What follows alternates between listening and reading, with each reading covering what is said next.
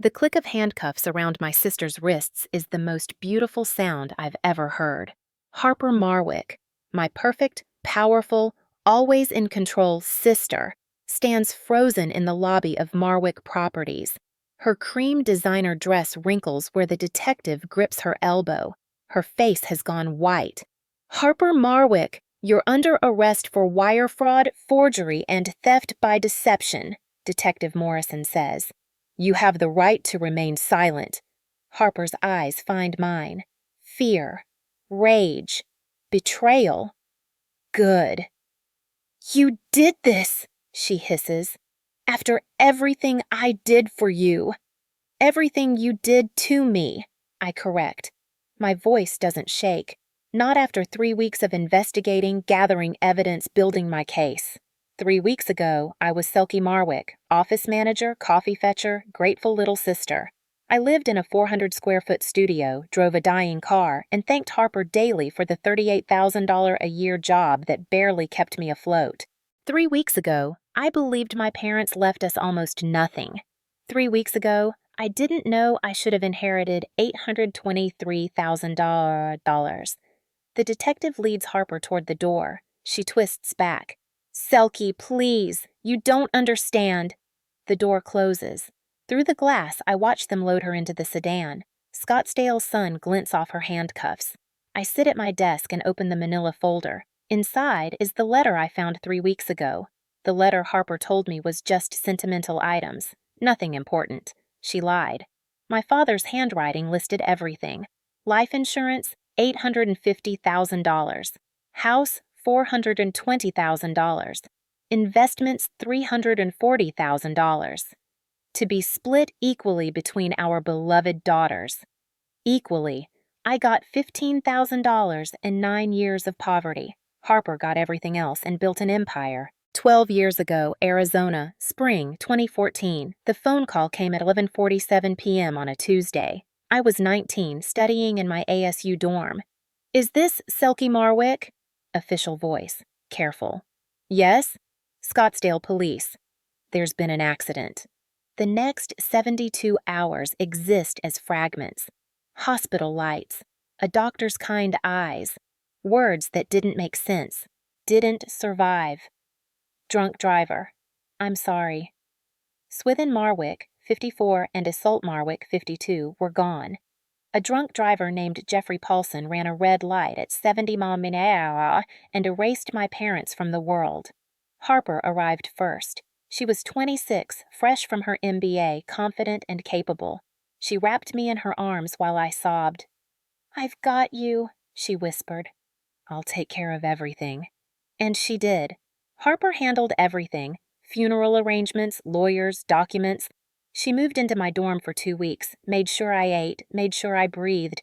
I was so grateful. I should have been paying attention. 10 days after the funeral, Harper sat me down with a folder. Color-coded tabs. Professional.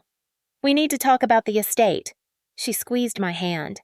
Mom and Dad had more debt than anyone realized. Credit cards, mortgage, loans they hid from us. The house has a huge mortgage. After we pay everything, after lawyer fees, she slid papers across. Your share is $15,000. $15,000. My parents' entire lives. I signed everything she gave me. Powers of attorney, estate documents, things I didn't understand. Harper guided my hand. This makes it easier, she explained, so you don't deal with lawyers and courts. I trusted her. Of course I did. She was my sister, the person who held me at the funeral. She was also the person who forged guardianship documents claiming I was mentally incompetent, who convinced a court I couldn't handle my inheritance, who transferred $850,000 into accounts I never knew existed, but I wouldn't learn that for 12 years. Harper told me one more thing that day. Dad's father, Theodore Brennan, he died 5 years ago. Heart attack. Dad never got to reconcile. Another lie. Theodore was alive in Sedona. Harper just needed me to believe he was dead so I'd never look for him. So I'd never know she was visiting him regularly, positioning herself to inherit his $4.2 million estate. We're alone now, Harper said softly. It's just us, Sel. Just you and me. I felt so small. The world had contracted to two people, me and Harper. "I'll take care of you," she promised. "We're family." I believed every word. The 9-year desert, 2014 to 2023. $15,000 doesn't last long. I dropped out of ASU 3 months later. Couldn't focus. Couldn't afford tuition. By summer, I was waitressing at Desert Rose Diner. Double shifts for $2.13 plus tips. I moved into a Tempe studio, $750 a month for 400 square feet with broken AC and a kitchenette where you could reach the stove and sink without moving. My therapist called it depression. I called it survival. My 2009 Toyota Corolla became a second job. Something always broke. The mechanic, Luis, knew me by name. "Selkie, mija, you gotta get a better car." "Can't afford one, Luis." "Can't afford this one either." He was right. I worked at the diner for 2 years, then Target, then temp agencies. Executive assistant, data entry, receptionist. I smiled, answered phones, made coffee. Pleasant and forgettable and desperately broke. I watched college friends graduate, get jobs, get engaged. They posted trips to Mexico, new apartments, engagement rings. I posted nothing. I stopped checking social media. It hurt too much. Meanwhile, Harper's life exploded. 2015. She opened Marwick Properties in Old Town Scottsdale. Prime location, sleek office, her name in silver letters. LinkedIn said she'd secured private investment capital. That capital was my inheritance. By 2017, her first $1 million sale. By 20 luxury homes in Paradise Valley. By 2021, she owned one herself. $2.3 million per Zillow. White Porsche Cayenne, designer dresses, hair appointments at Gilt that cost more than my monthly groceries. We had lunch monthly. She picked expensive restaurants, ordered wine I couldn't afford, insisted on paying. Generous, except it was my money. "How are you doing, Sel?" "Okay, managing." "Still at the temp agency?" "Yeah, it's fine." "If you ever need anything..." The offer hung there, unfinished. Help available, but I had to beg for it. I rarely asked. When I did, $900 car repair, rent increase, Harper would lend me money. Always with slight hesitation, a tiny furrow. "Again?" "I'll pay you back." "Don't worry, we're family." I kept a tally. By 2023, I owed her $4,300, except I didn't. She owed me $823,000 plus 12 years. But I didn't know that yet. Bring 2023. The call came on a Tuesday. I was between jobs eating store-brand cereal, stretching 340 until month's end. "Sel, it's Harper. I have a proposition. Marwick Properties is growing. I need someone I trust to manage the office. Day-to-day operations, scheduling, administrative work. Interested?" My heart jumped. "A job?" $38,000 a year, benefits, stable hours. After 9 years under 25,000, that sounded like wealth. "You're organized, reliable, and family. I trust you." Harper paused. "I know things have been hard. I want to help." Relief flooded through me. "Yes, thank you, Harper. Thank you so much." I started Monday. The office was beautiful. Glass walls, modern furniture, expensive taste. Harper's office in back, door always closed. I worked the front desk, greeting clients, answering phones, organizing showings, making coffee. So much coffee. "Selkie, grab me a latte from Cartel Coffee." "Selkie, the Johnsons are coming at 2. "Selkie, reorganize these files by Friday." I didn't mind. This was stable. I could fix my car, buy groceries without calculating every item, breathe. But I was completely dependent. Harper controlled my paycheck, schedule, professional worth. I couldn't quit without a backup plan. Now I see it. She kept me close to control me. Poor enough to be grateful. Grateful enough not to ask questions. 3 years of "yes, Harper" and "right away, Harper," and "thank you for this opportunity." I was the coffee woman, and I was grateful. 6 months ago, something shifted. Harper left her office door ajar during a call. I heard her mention account transfers, numbers too large for normal business. 180,000 to a consulting firm I'd never heard of. When I asked casually, Harper's face went blank before her smile returned. Just overhead stuff, nothing interesting. But my brain started doing math. If the company could spend 180,000 on consulting, why was I earning $38,000? I started paying attention. 3 months ago, I was moving apartments, same crappy studio, different building, $50 less rent. Every dollar mattered. In my closet, I found the box. Cardboard, taped shut, marked, Parents, Sentimental, in Harper's handwriting. She'd given it to me after the funeral. I'd opened it once, seen photos and cards, closed it because it hurt. 12 years later, I was ready. Inside, letters between my parents, photos of me and Harper as kids, a birthday card from Dad. To our Selkie girl, may you always swim in wonder. At the bottom, an envelope, thick paper, formal. To our beloved daughters, Harper and Selkie Marwick. My hands shook, Dad's handwriting. Careful, precise. My darling girls, if you're reading this, your mother and I are gone. I'm writing this before a business trip because Isolt insisted. I need you to understand exactly what we're leaving you. Life insurance, Western Heritage, $850,000 home value, 2013 appraisal, $420,000 investment accounts, Edward Jones and Fidelity, $340,000. Total estate, approximately $1,610,000. After debts, mortgage, car loans, credit cards, roughly $85,000. You should have approximately $1,525,000 to split equally. Equally, that's important. Harper, you'll probably handle the estate. Take care of your sister. Selkie, trust your sister but ask questions. We love you both more than words can say. Dad.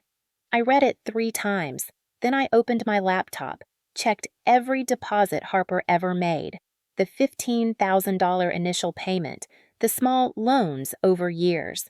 Total received $19,300. My share should have been $760 to $500. I sat on the floor, surrounded by boxes and lies, and I understood. My sister didn't help me from kindness. She didn't give me a job because she cared. She stole from me, then kept me poor enough, close enough, and grateful enough that I'd never figure it out. The next morning, I called in sick. Then I looked up estate lawyers in Phoenix. Time to stop being the coffee woman. Preston Webb's office was in an old building in downtown Phoenix, the kind with brass nameplates and creaky elevators. He'd semi-retired 5 years ago, the receptionist told me, but still took consultations by appointment. I almost didn't go, almost convinced myself I was wrong, paranoid, ungrateful. But that letter, Dad's careful handwriting, those numbers, wouldn't let me sleep. Preston was 60, silver-haired, with kind eyes behind wire-rimmed glasses. He remembered me immediately. Selkie Marwick. He stood, shook my hand. I'm so sorry about your parents. That was, 12 years ago now? Yes, sir. I sat across from his desk, clutching my folder. You handled their estate. His expression shifted, guarded. I began to. Your sister Harper took over most of the work. Said you preferred she handle the details. I found something. I slid Dad's letter across the desk. This was in my parents' belongings. Harper told me the estate was worth almost nothing after debts. But this says... Preston was already reading, his jaw tightening. When he looked up, anger flashed in his eyes. I knew something was wrong, he said quietly. Harper came to me 3 weeks after the funeral. Said you were too distraught to handle estate matters, that you'd signed power of attorney giving her control. She had documents with your signature. I don't remember signing anything like that. I asked to meet with you directly, to confirm. Harper said you were too fragile, that seeing a lawyer would traumatize you further. He removed his glasses, rubbed his eyes. I pushed back. She fired me, hired a different firm, one that didn't know your family. My hands clenched. So you suspected? I suspected. But you were an adult who'd signed documents. Legally, I had no standing to interfere. Preston leaned forward. Selkie, if what your father wrote is accurate, you were owed over $700,000. If Harper took that money through fraudulent guardianship, that's felony theft, forgery, possibly elder abuse if she's also manipulated other family members. Our grandfather, I said. She told me he died years ago, but I need to check.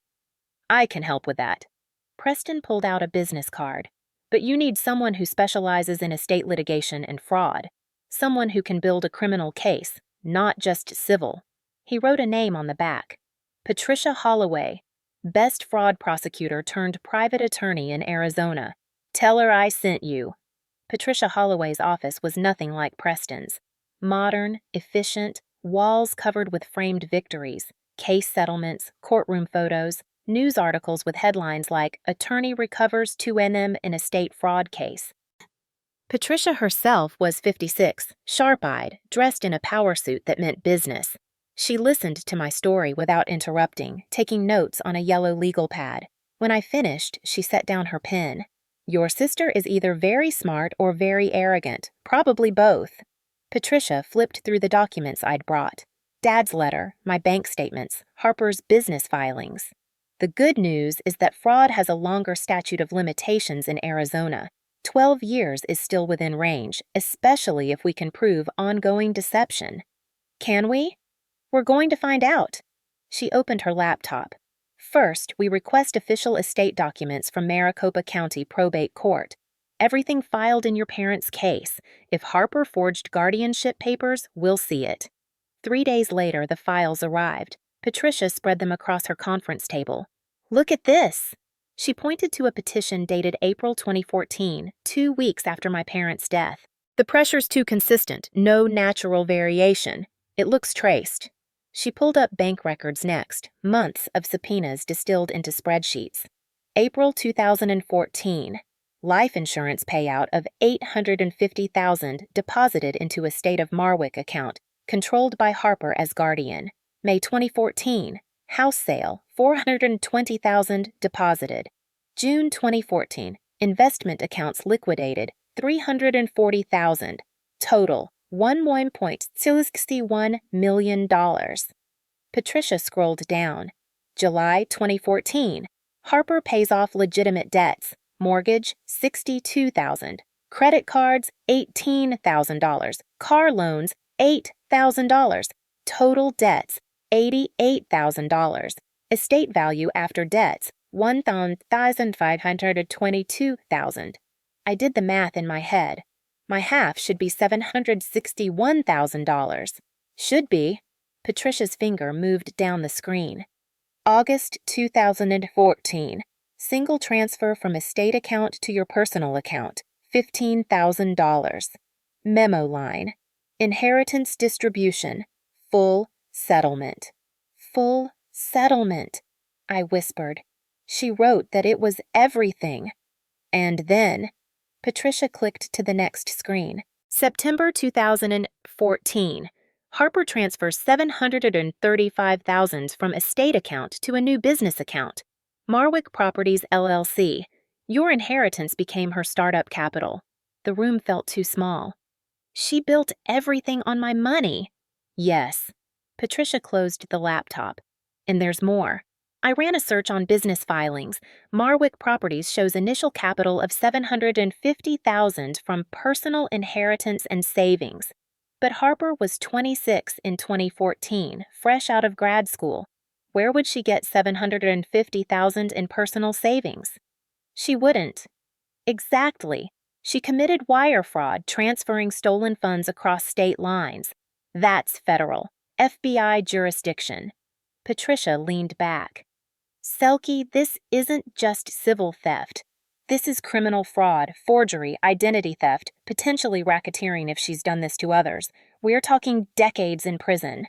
My throat tightened. She's my sister. She's a criminal who stole your life. Patricia's voice softened. I know this is hard, but you need to decide. Do you want restitution or do you want justice? I thought about 9 years of poverty, 9 years of broken cars and ramen dinners and studio apartments where I couldn't afford to turn on the heat. 9 years of being grateful for scraps while Harper lived in Paradise Valley, luxury built on my inheritance. Justice, I said. I want justice. Patricia nodded.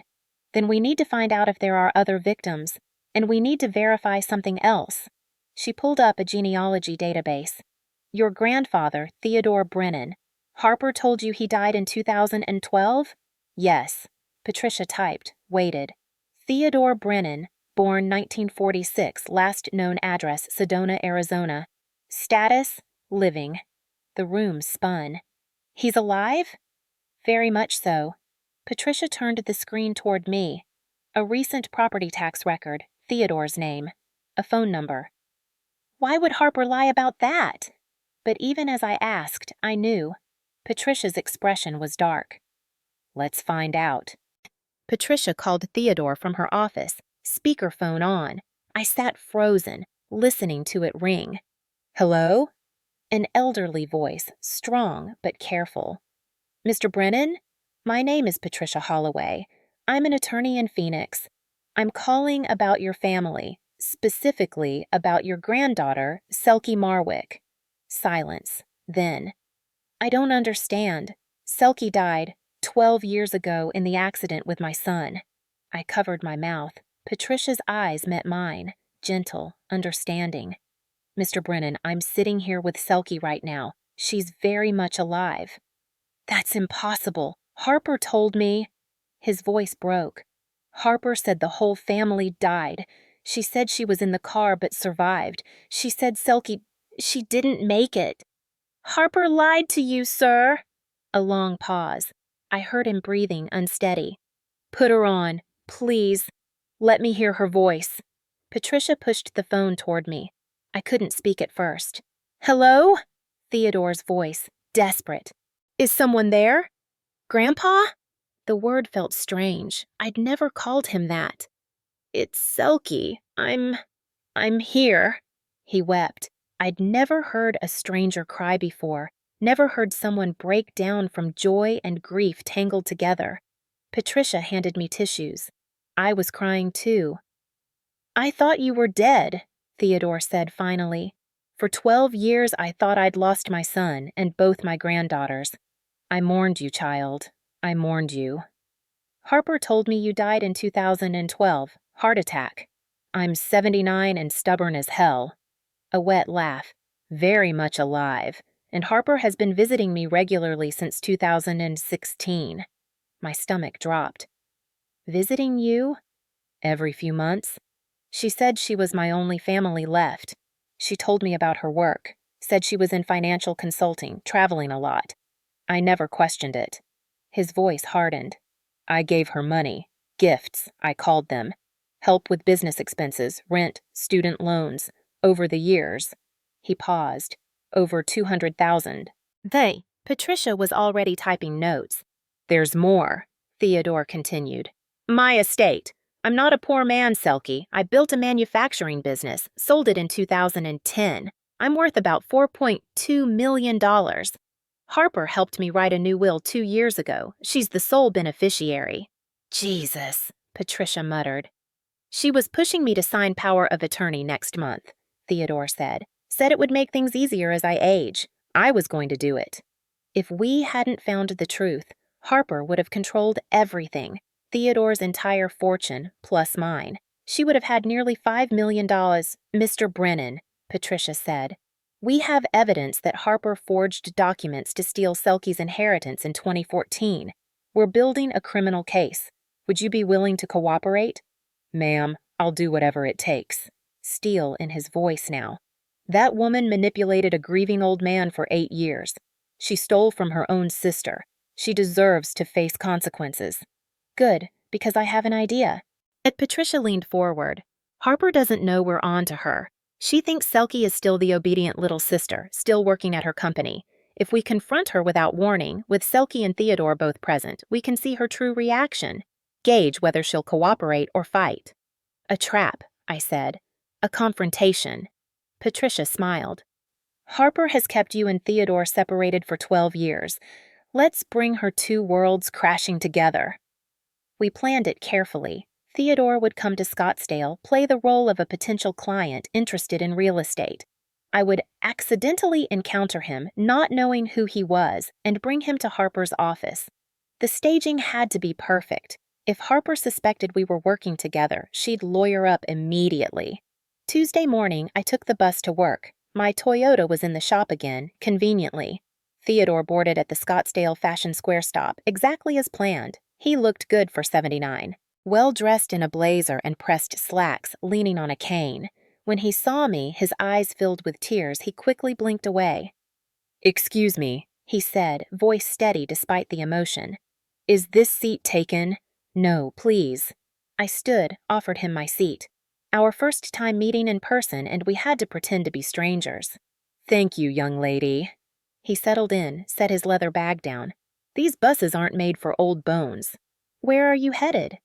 "Old Town Scottsdale, looking at real estate options, thinking about downsizing from my place in Sedona." He smiled. "You live around here?" "I work here. Real estate office, actually." "Is that so?" Perfect surprise in his voice. "What are the chances? Which office?" "Marwick Properties, just a few blocks from here." Something flickered in his eyes. Pain, anger, determination. "Marwick. Interesting name. Think they'd mind if I dropped by? I'd love to see some listings." "I'm sure they'd be happy to help." I pulled the bus cord. "This is my stop. You can walk with me if you'd like." We walked 2 blocks in warm Arizona morning sun. Theodore asked about my life, my job. I gave vague answers. Every word felt loaded with 12 years of lies we were about to explode. At the office entrance, silver letters spelling Marwick Properties above glass doors. Theodore paused. "You ready?" I whispered. "Let's finish this," he said. The lobby was empty when we entered. I led Theodore to the reception area. "Have a seat. I'll let my boss know you're here." Harper's office door was closed. I knocked. "Come in." She was on her laptop, designer reading glasses perched on her nose, white silk blouse, perfectly styled hair. The picture of success. "There's a potential client here, interested in Sedona Scottsdale properties. Says he's downsizing." Harper's professional smile appeared. "Great. Give me 2 minutes." I returned to the lobby.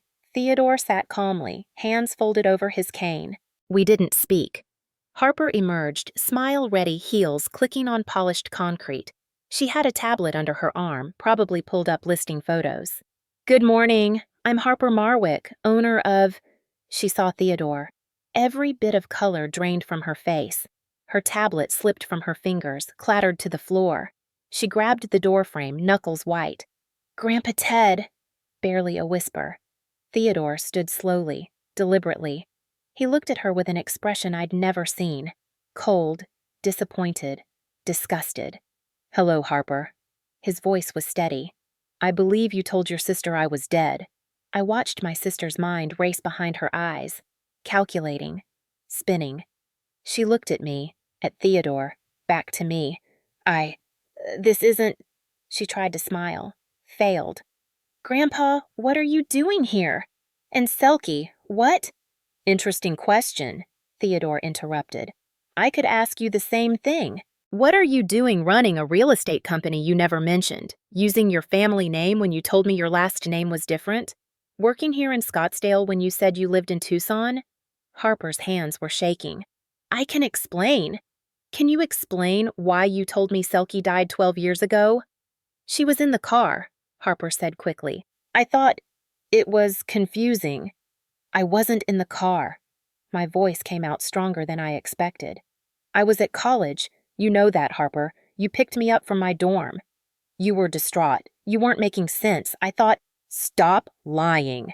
Theodore's voice cracked like a whip. He opened his leather bag, pulled out the manila folder Patricia had prepared. "I hired a private investigator 3 months ago, after I saw Selkie's photo on your website, the granddaughter I'd been mourning for 12 years, alive, working for her sister." He spread documents across the coffee table.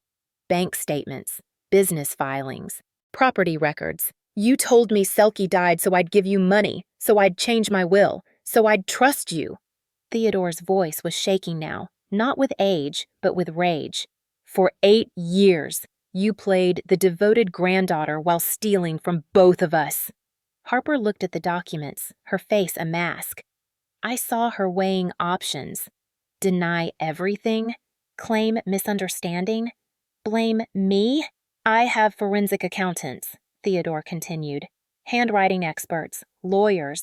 I know about the forged guardianship documents. I know you took Selke's $760,000 inheritance and built this company with it. I know you've been taking money from me while positioning yourself to inherit everything when I die. You don't understand, Harper started. Then explain it to me. Theodore leaned forward. Explain how stealing from your grieving 19-year-old sister was justified. Explain how lying to me for 8 years was necessary. I'm listening. Silence. Harper's professional mask cracked. Underneath, I saw desperation, fear, and something else. Defiance. I built this company, she said quietly. I worked day and night for 9 years.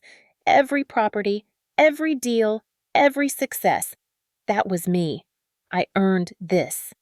With Selke's money, Theodore said. Money she would have wasted. She was falling apart. She couldn't handle it. I was protecting her. By stealing from her? My voice was ice. By keeping me poor while you lived in a $2.3 million house? By paying me $38,000 a year while spending my inheritance? Harper looked at me like she was seeing me for the first time. The obedient little sister was gone. We have 2 options, Theodore said. Option 1, you make full restitution. You cooperate with authorities. You admit what you did and face consequences with some dignity intact. Or, Harper's voice was hollow, or I walk out this door and call the police. Wire fraud, forgery, elder financial exploitation. Federal charges, Harper. Decades in prison. The room held its breath. Harper sat down slowly. She looked at her hands, at the office she'd built, at the life about to come crashing down. I need a lawyer, she said finally. Theodore's expression didn't change. Then you've made your choice. He pulled out his phone, dialed. Detective Morrison, this is Theodore Brennan. I'm at Marwick Properties in Scottsdale, and I have evidence of felony fraud I'd like to report. Harper's face went white again. She looked at me one last time. Selke, please. But I was done listening. The police arrived 17 minutes later. Patricia worked fast. Within 2 weeks, she'd assembled a case that would have made lesser criminals surrender immediately. Forensic accountant Timothy Walsh traced every dollar. The $850,000 life insurance payment deposited into Harper's controlled account. The $735,000 transfer to Marwick Properties, LLC. The meticulous way Harper had drained my inheritance while depositing exactly $15,000 into my account with the memo full settlement. She was careful, Timothy said, pointing at spreadsheets, but not careful enough. Look here. September 2014, she pays herself a $180,000 owner distribution from the company. That's your inheritance money going straight into her personal account. Patricia subpoenaed Harper's business records. What we found was worse than theft from family. Jesus Christ, Patricia muttered, scanning documents. She's been doing this to clients too. 8 elderly clients had filed complaints over the years about missing funds from home sales. Nothing that triggered investigations, amounts small enough to dismiss as accounting errors. $8,000 here, $12,000 there. One woman, Dorothy Palmer, lost $45,000 from her family home sale. It's a pattern, Patricia said. She handles escrow, skims amounts, clients never notice until it's too late. Total across 8 victims, $340,000. The FBI got involved when Patricia showed them the wire fraud evidence. Special Agent Lauren Briggs took the case personally. People like your sister, Briggs said during our first meeting, they think they're smarter than everyone else. They think they've covered their tracks, but there's always a trail. Harper hired Nathan Cross, an aggressive criminal defense attorney known for wealthy clients. He tried every angle, claim I was incompetent in 2014, suggest Theodore's memory was faulty, argue the business fraud was accounting mistakes.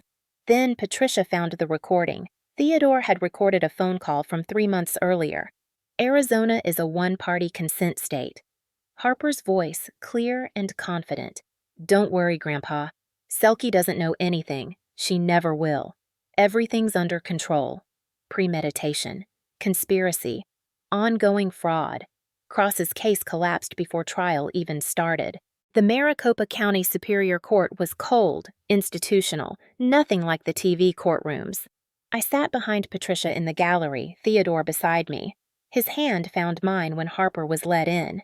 She wore a navy suit, hair pulled back, minimal makeup, the calculated look of someone trying to appear sympathetic. But her eyes, when they met mine, were empty. The trial lasted 3 weeks. Week 1, the prosecution deputy DA Lauren Briggs built the case methodically, financial records showing the inheritance theft. Timothy Walsh explaining money trails so clearly even I understood every fraudulent transfer. Dorothy Palmer testified first among the elderly victims. 82 years old, she walked slowly to the stand. I trusted Ms. Marwick, Dorothy said, voice shaking. She sold my family home. My husband and I lived there 40 years. She said the buyer offered $380,000. I later found out they paid $425,000. She kept the difference. How much did you lose, Mrs. Palmer? $45,000. And Dorothy looked directly at Harper. That was my retirement, my medication money. She took it and I had no idea until your investigators called. 6 more elderly victims testified, each story the same. Trust exploited, money stolen, lives disrupted. Then Theodore took the stand. Mr. Brennan, how much money did you give the defendant over 8 years? $200,000. She said she needed help with student loans, business expenses, rent. I wanted to help my only surviving grandchild. Theodore's voice broke. Except she wasn't my only grandchild. She'd lied about Selkie dying so I'd give her everything. Did the defendant ever mention running a real estate company? Never. She said she worked in financial consulting, traveled frequently. I never questioned it.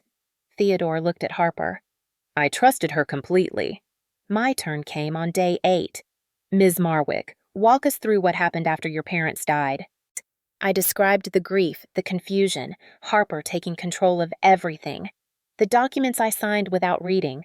The $15,000 I received while Harper took $760,000. Cross's cross-examination was brutal. You admit you signed documents giving your sister control? I signed what she told me were funeral arrangements. But you did sign? I was 19. My parents had just died. I trusted my sister. So you made no effort to verify anything? To check account statements? To hire your own lawyer? I was barely functional. I could hardly breathe. I looked at the jury. Have you ever lost both parents suddenly? Been so destroyed by grief you can't think straight? That's what Harper counted on. My weakness. My trust. She exploited it completely. Cross had no response to that. Week 2. The defense. Harper took the stand. Cross tried to paint her as a protective older sister who made difficult decisions. I was scared, Harper said, voice soft. Selkie was falling apart. I thought if she had access to that much money in her state of mind, she'd hurt herself. I was protecting her. By stealing from her? Briggs shot back on cross-examination. By building a company with her inheritance? I was going to tell her, when she was ready. 12 years later, she still wasn't ready? While you lived in a $2.3 million house and paid her $38,000 a year? I gave her a job. You kept her dependent. You kept her poor. You kept her grateful so she'd never question anything. Briggs held up the recorded call. You told your grandfather, Selkie doesn't know anything. She never will. That's not protection, Ms. Marwick. That's calculated deception. Harper had no answer. Cross tried attacking Theodore's competency. At 79, maybe he was confused about the gifts? But Theodore's testimony was sharp, detailed, devastating. He had bank statements, emails, text messages. Every $20,000 gift documented with Harper's requests and his transfers. The recording played in court. Harper's voice. Selkie doesn't know anything. She never will. The jury's expressions said everything. Week 3, closing arguments. Briggs stood before the jury, calm and powerful. Ladies and gentlemen, this case is simple. Harper Marwick stole $760,000 from her 19-year-old sister. She stole $200,000 from her 79-year-old grandfather. She stole $340,000 from elderly clients who trusted her. She forged documents. She lied to courts. She built an empire on fraud. The defense wants you to believe this was protection, love, difficult choices. But listen to that recording again. Selke doesn't know anything. She never will. That's not love. That's a predator protecting her territory. Find her guilty. Hold her accountable. Show her that trust isn't something you can steal and profit from. Cross's closing focused on reasonable doubt, accounting complexities, grief-induced confusion. The jury deliberated for 2 days. Has the jury reached a verdict? We have, Your Honor. I gripped Theodore's hand. Harper stood, face blank. On count 1, wire fraud, guilty. On count 2, forgery, guilty. On count 3, theft by deception, guilty. 12 counts total. Guilty on all. Harper's knees buckled. Her lawyer caught her elbow. She looked at me one last time. No anger now, just emptiness. Sentencing came 2 weeks later. Judge Raymond Kowalski was 60, stern, experienced in white-collar crime. Ms. Marwick, you systematically betrayed every person who trusted you. Your own sister, grieving and vulnerable. Your grandfather, elderly and alone. Clients who put their life savings in your hands. Over 12 years, you stole approximately $1.4 million. You showed no remorse, no honesty. When confronted, you lied. When caught, you blamed your victims. This court finds your actions calculated, deliberate, and devastating. He adjusted his glasses. I hereby sentence you to 22 years in federal prison, eligible for parole after 15 years, full restitution of $1.4 million to all victims. All assets seized and liquidated to satisfy restitution. Harper swayed. The bailiff steadied her. Do you have anything to say, Ms. Marwick? Harper looked at me. For the first time in 12 years, I saw something real in her eyes. Regret? Understanding? Too late? Selke, she whispered. I'm sorry. I got lost. You weren't lost, I said clearly. You chose this. They led her away in handcuffs. The asset liquidation took 3 months. Harper's Paradise Valley house sold for $2.3 million. The Porsche, jewelry, art brought $180,000. Marwick Properties, my company really, sold for $420,000. Her accounts held another $340,000. Total, $3.24 million. I received $950,000. My original $823,000 inheritance plus interest and damages. Theodore got his $200,000 back plus $50,000 for emotional distress. The 8 elderly victims split $340,000 proportionally. Dorothy Palmer cried when she received her check. Thank you, she said, hugging me. Thank you for fighting. With my inheritance finally returned, I paid off 12 years of debt, bought a modest house in Tempe, 3 bedrooms, small yard, mine. Replaced my dying Toyota with a practical Subaru Outback that started every single time. I enrolled in ASU's evening MBA program, studied estate planning and ethical business practices. My thesis, Preventing Familial Financial Fraud. 6 months after the trial, I launched Brennan Property Management. Small operation, just me and 3 employees. We managed 12 rental units with obsessive transparency. Every client got quarterly reports, independent audits, full disclosure. My company motto, printed on every document, trust built on truth. Theodore and I had Sunday dinners at his Sedona home. He taught me about my father, stories from childhood, the fight that separated them, the pride and stubbornness on both sides. I should have apologized, Theodore said one evening, watching the sunset turn red rocks golden. I lost 30 years with my son over stupid pride. Don't make my mistakes, Selkie. I won't. He rewrote his will, split between me and charities, including a $500,000 fund for elder financial protection named after my parents. A year after sentencing, Harper's 8th letter arrived from FCI Phoenix. I'd ignored the first 7 requests for commissary money, help with appeals, desperate claims that I was her only family. I responded to the 8th. Harper, I'm not your ATM. I'm not your backup plan. I'm not your family anymore. You had 12 years to tell the truth. You chose lies every single day. I've moved on. I suggest you do the same. Selkie. Her final letter came 2 weeks later. You're right. I thought I deserved it. I thought I was smarter, worked harder, earned more. But watching you build something real while I rot here, I finally understand. I didn't earn anything. I stole it. And I lost everything that mattered. You won. Not just the case. You won at life. That's the only real thing I've said in years. I kept that letter, never responded, but I felt closure. 18 months after the trial, I rode the bus to ASU for my evening class. An elderly woman struggled with bags. I helped her to a seat. Thank you, dear. These old bones aren't what they used to be. We chatted. She mentioned looking for a property manager. I handed her my card. Brennan Property Management. Trust built on truth. She smiled. Brennan, that's a good, solid name. It's my grandfather's name. He taught me that honesty is the only foundation worth building on. As the bus rolled through Scottsdale streets, past Harper's old office building with new names above the door, I thought about inheritance. Not money, though I had that now, properly, legally, finally mine.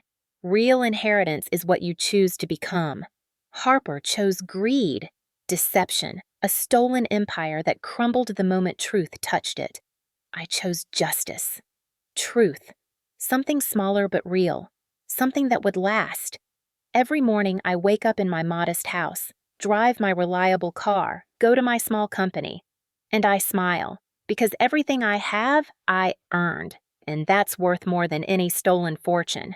My name is Selkie Marwick. I'm 33 years old, and I finally understand what inheritance really means. Not what you're given, but what you choose to become.